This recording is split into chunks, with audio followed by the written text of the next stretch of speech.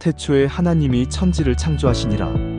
흙으로 사람을 지으시고 그 코에 생기를 불어넣으시니 사람이 생명이 된지라. 아담에게는 선악을 알게 하는 나무의 실과를 먹지 말라 명하시고 에덴 동산을 다스리게 하셨으나 뱀의 유혹에 빠져 금단의 열매를 먹음으로써 죄가 세상에 들어오게 되었더라. 이는 인간의 자유의지가 시험받고 그 결과가 인류 전체에 영향을 미치게 된 중요한 사건이었습니다.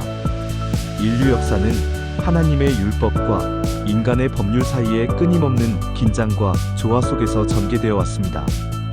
이 두 가지 법 체계는 서로 영향을 주고받으며 인간 사회의 정의와 질서를 형성하는 데 중요한 역할을 수행해 왔습니다. 성경 속 율법은 단순한 법 조항이 아닌 하나님과 이스라엘 백성 간의 특별한 언약 관계를 나타내는 표현입니다. 십계명은 도덕적 율법의 핵심이며 살인하지 말라, 간음하지 말라, 도둑질하지 말라는 기본적인 윤리적 명령은 시대를 초월하여 인간 사회의 근간을 이루는 보편적인 가치들을 담고 있습니다. 그러나 율법은 여기서 멈추지 않습니다. 제사법, 정결법, 사회법 등 다양한 규정들을 통해 이스라엘 백성들의 삶 전체를 규율하고 그들을 거룩한 백성으로 구별하려는 하나님의 깊은 뜻을 드러냅니다. 이러한 율법들은 단순히 행위를 규제하는 것을 넘어 이스라엘 백성들의 마음과 생각을 변화시키고 하나님과의 관계를 더욱 깊게 하는 데 목적이 있었습니다.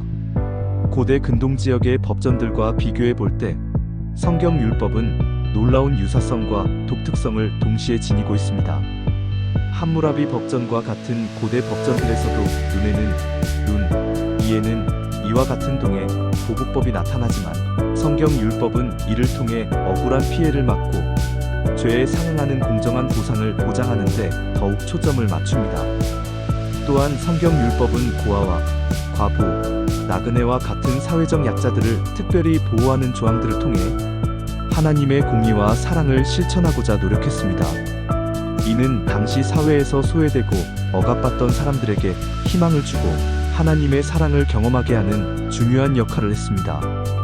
예수 그리스도는 율법을 폐하러 오신 것이 아니라 율법을 더욱 완전하게 완성하러 오셨습니다.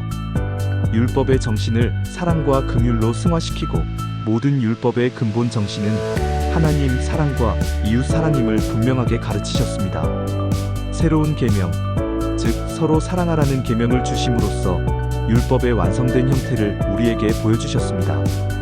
예수님의 가르침은 율법의 외적인 준수보다 내면의 변화와 사랑의 실천을 강조하며 율법의 진정한 의미를 깨닫게 합니다. 인간의 법률은 시대와 문화를 초월하여 사회 질서를 유지하고 정의를 실현하기 위한 인간적인 노력의 산물입니다. 고대 로마법에서 현대 민법에 이르기까지 인간의 법률은 끊임없이 변화하고 발전해왔습니다. 그러나 인간의 법률은 불완전하며 때로는 권력과 이익에 의해 왜곡되기도 합니다.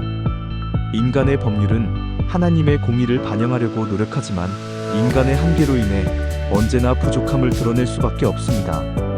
따라서 인간의 법률은 끊임없이 개선되고 보완되어야 하며 하나님의 공의에 더욱 가까워지도록 노력해야 합니다.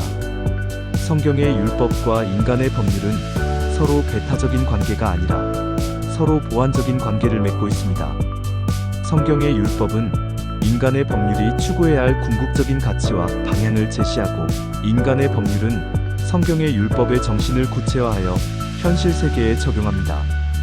그러므로 이상적인 사회는 하나님의 공의와 사랑이 인간의 법률을 통해 구체적으로 실현되는 사회일 것입니다. 오늘날 우리는 율법의 진정한 의미를 깊이 깨닫고 하나님의 뜻에 합당한 삶을 살아가도록 부름받았습니다. 율법의 자구에 얽매이지 않고 율법의 정신을 따라 사랑과 정의를 실천하며 하나님 나라를 이 땅에 건설해가는 것이 우리의 중요한 사명입니다. 아멘.